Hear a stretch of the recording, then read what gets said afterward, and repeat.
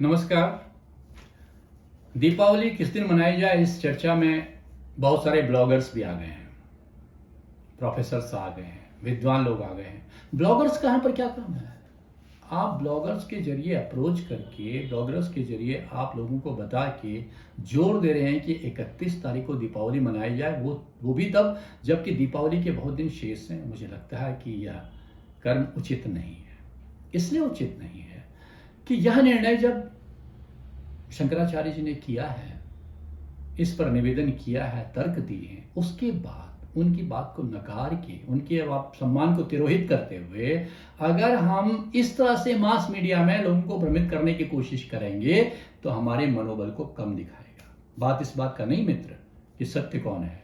हो सकता है आपकी बात, आपका पठन, आपका ज्ञान इसको सत्य मान रहा हो, जो आपका सत्य है। मेरा सत्य कुछ और हो सकता है। इसीलिए तो कोर्ट होती है, और कोर्ट कौन सी? हमारी हिंदू धर्म की सर्वोच्च शंकराचार्य जी, उनके पास से मुकदमा गया, हर साल जाता है, क्योंकि भारतीय ज्योतिष में भी ज्योतिष के मुकदमों को दूर करने के लिए एक संस्था बनाई गई है। नहीं तो दो पंचांग कभी एक मेल नहीं खाते। एक कोई सूर्य सिद्धांत से चलता, दूसरे दृश्य गणित से चलता। इसलिए मेरा निवेदन है कि अगर आपकी जो भी तथ्य हैं उनको, बहुत सारी चीजें डिस्कस्ड है, बच्चा आज जो ज्योतिष पढ़ रहा है वो जान रहा है कि बहस का विषय क्या है।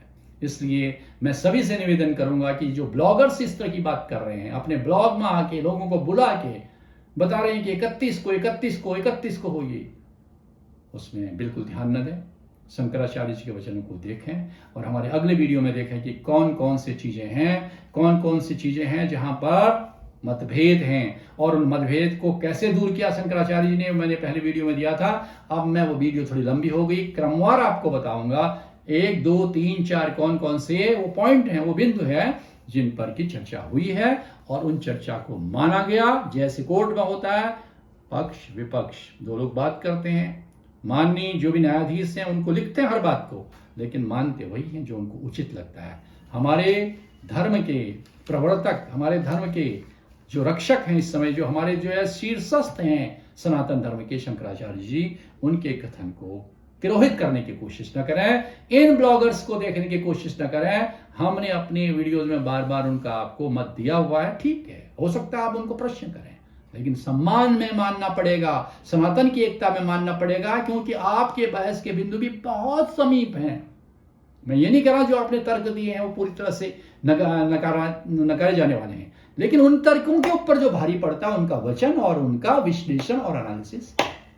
इसलिए no bloggers, I am sorry, no professors, केवल शंकराचार्य जी को ही वचन को देखना। नमस्कार।